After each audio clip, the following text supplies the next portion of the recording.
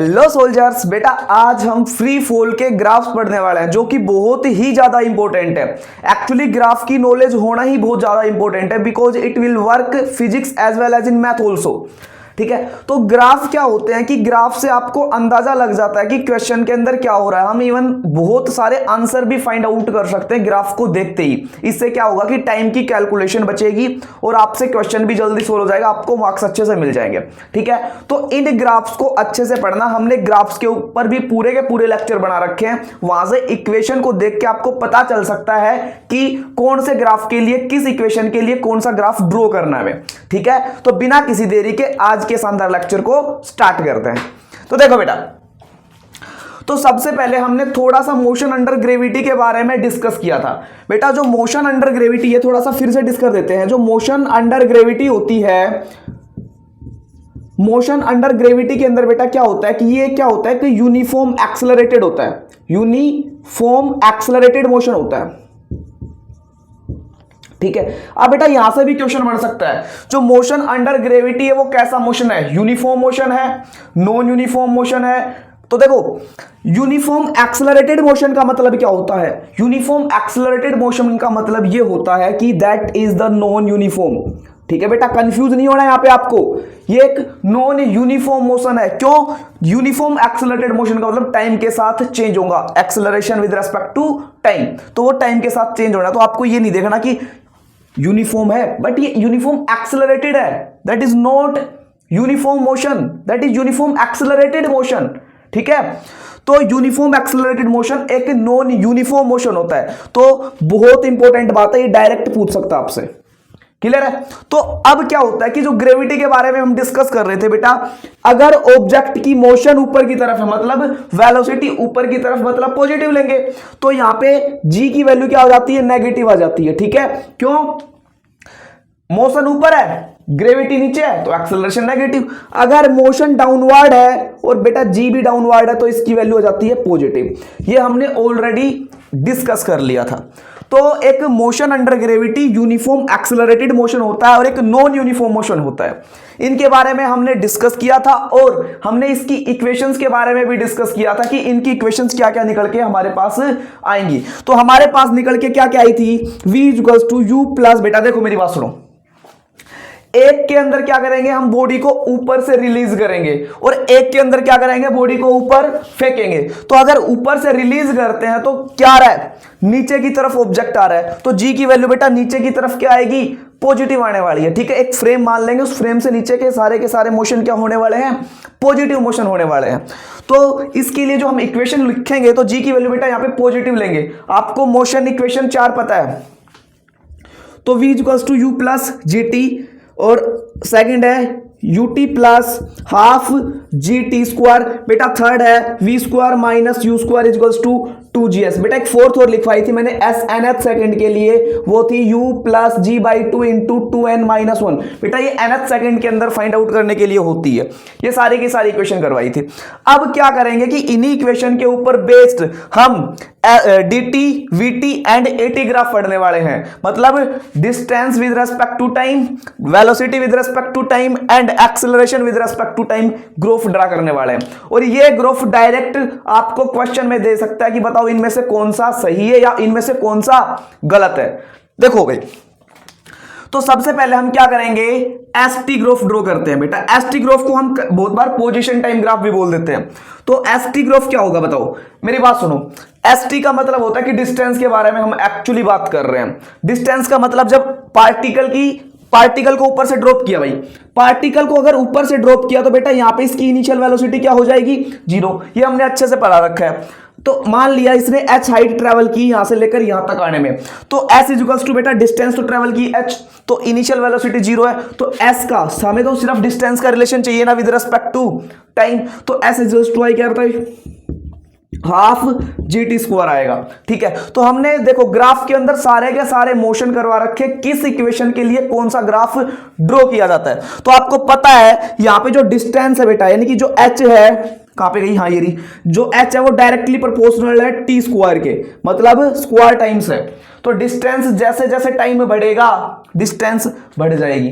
ठीक है, तो क्या आ रहा है ये बताओ? ये ग्राफ आ जाएगा। ठीक है, ये स्क्वायर टाइम आ रहा है। क्लियर है बात? तो आगे बढ़ते हैं अगले के। अगला बेटा क्या है? VT graph. वीटी ग्राफ के अंदर क्या होने वाला है?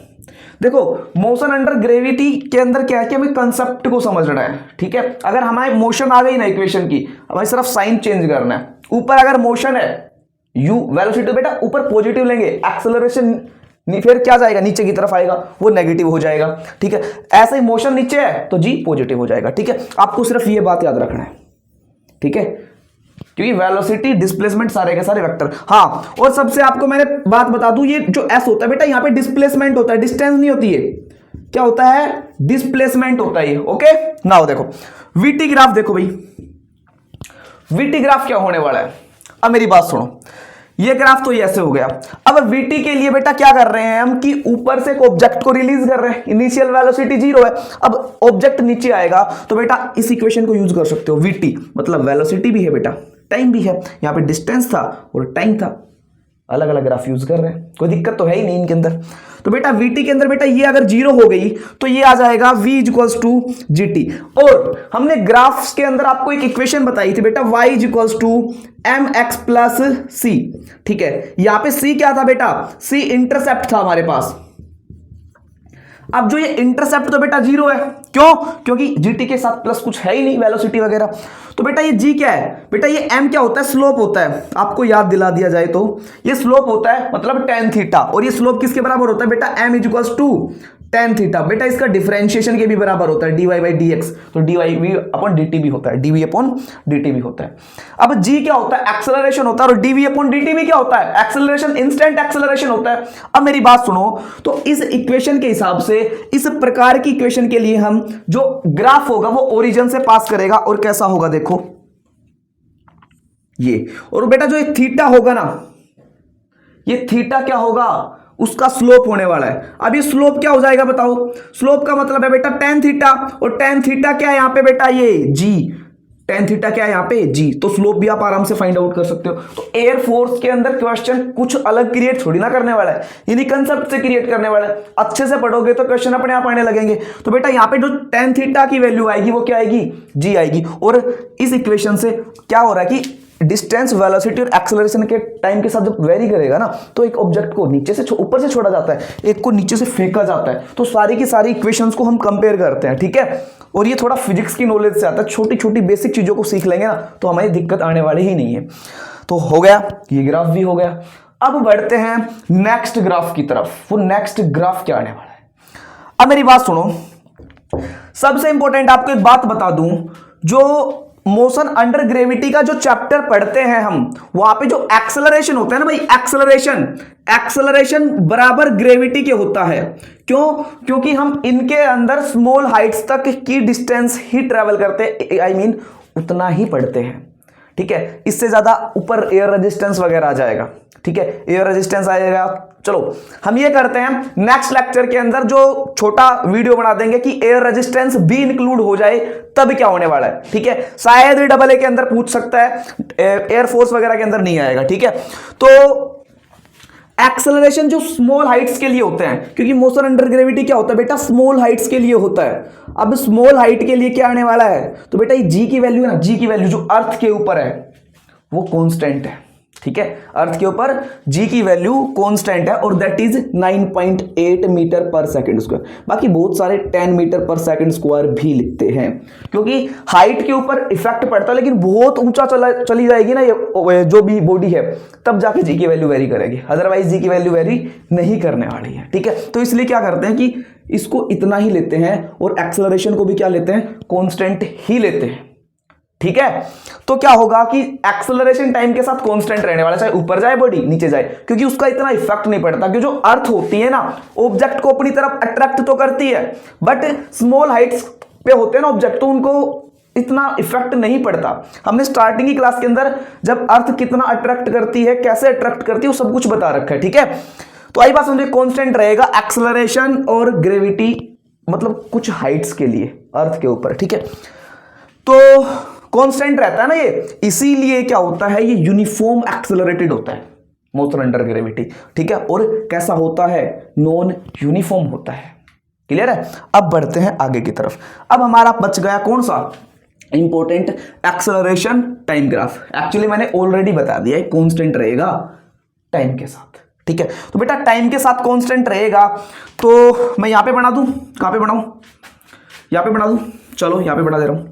देखो जी बेटा, एक वाई एक्सिस, ये एक्स एक्सिस, बेटा क्या रहेगा, एक्सेलरेशन और टाइम के साथ कांस्टेंट रहेगा। तो बेटा क्या करेंगे, एक्सेलरेशन कांस्टेंट। देखो बेटा एक्सेलरेशन की वैल्यू चेंज नहीं हो रही, टाइम बढ़ता जा रहा है, लेकिन एक्सेलरेशन क्या कांस्टेंट है। बेटा देखो यहाँ पे कांस्टेंट है, हर जगह सेम एक्सेलरेशन। अगर ये 5 है तो 5 ही है, 5 मीटर पर सेकंड स्क्वायर है ना, तो ये 5 मीटर पर second square he acceleration during the motion है। टाइम बेटा 1 2 3 बढ़ता जा रहा है, ठीक है।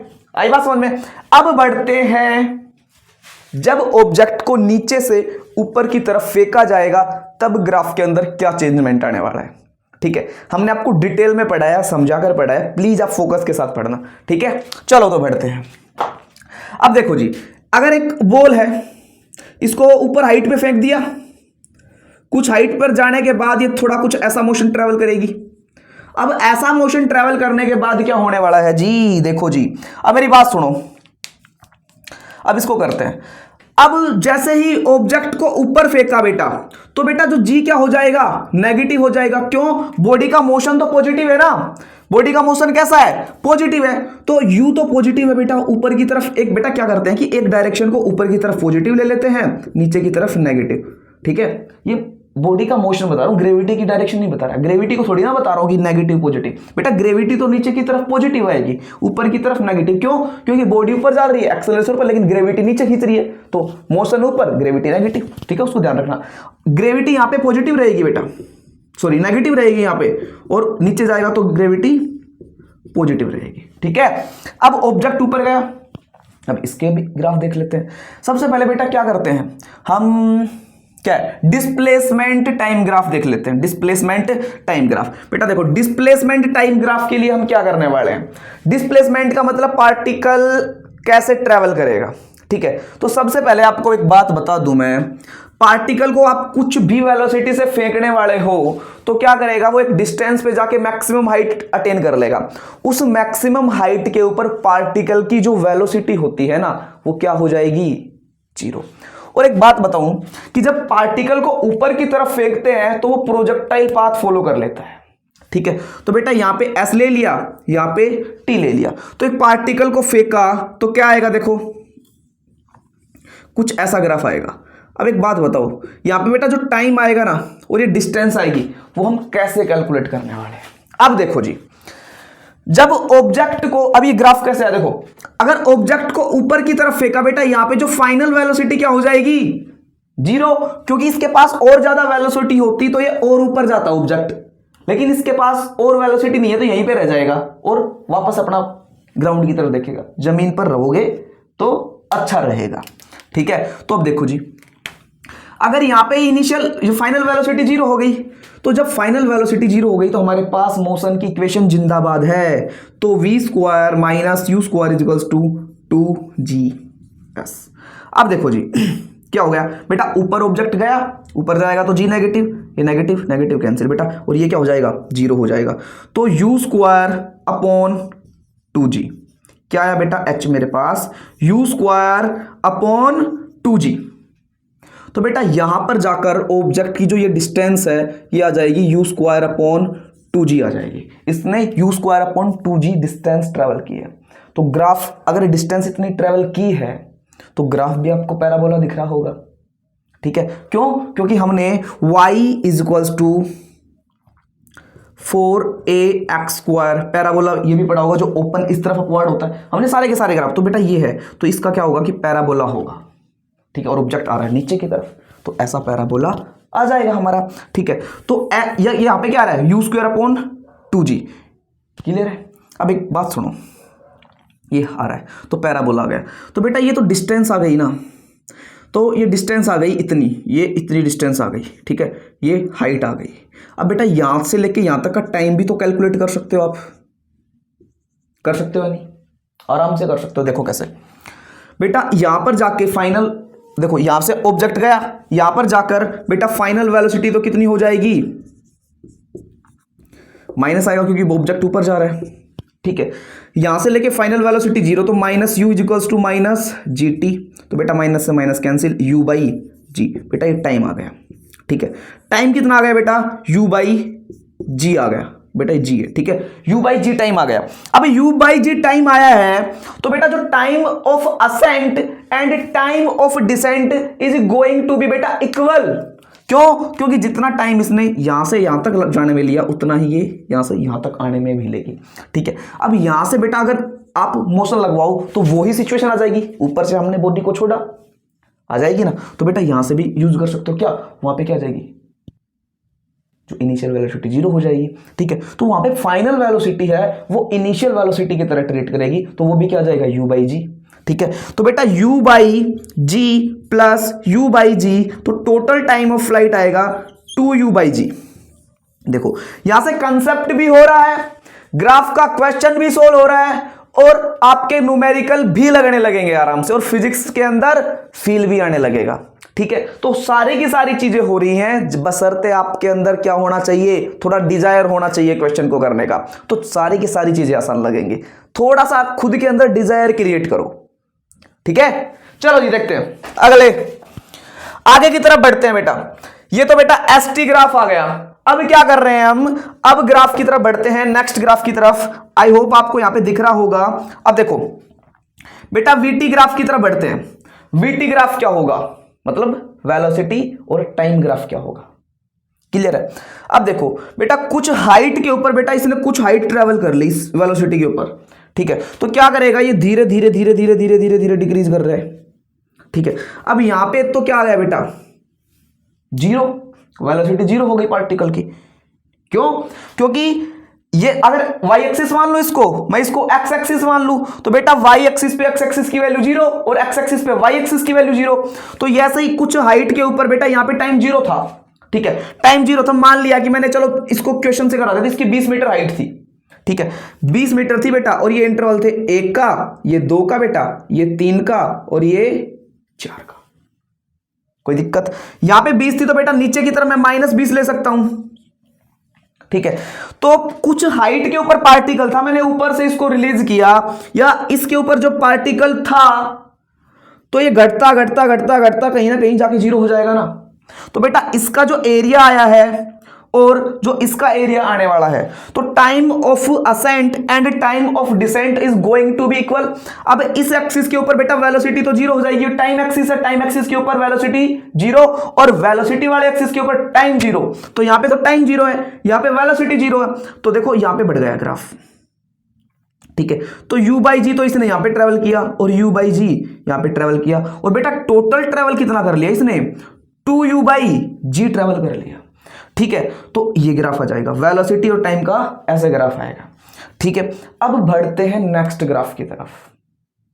ठीक है, तो नेक्स्ट ग्राफ की तरफ बढ़ेंगे तब क्या होने वाला है। अब देखो मेरी बात सुनो बेटा, देखो यहां पे जीरो हो गया, दो हाफ टाइम ट्रेवल किया, हाफ डिस्टेंस वगैरह, एरिया इसका तो पॉजिटिव एरिया आ जाएगा, इसका नेगेटिव एरिया, तो कैंसिल आउट कर जाएगा पूरा का पूरा, टाइम ऑफ असेंट और टाइम ऑफ डिसेंट इक्वल आ जाएगा, वेलोसिटी टाइम ग्राफ। ठीक है, अब क्या है, अब बनाएंगे क्या, एक्सेलरेशन टाइम ग्राफ। ठीक है, अब मेरी बात सुनो, एक्सेलरेशन के अंदर क्या करते हैं। ठीक है, थोड़ा सा मैं यहां पे थोड़ा यूज कर रहा हूं, देखो एक्सेलरेशन टाइम के साथ क्या करेंगे, एक्सेलरेशन और टाइम के साथ क्या करेंगे। अब मेरी बात सुनो,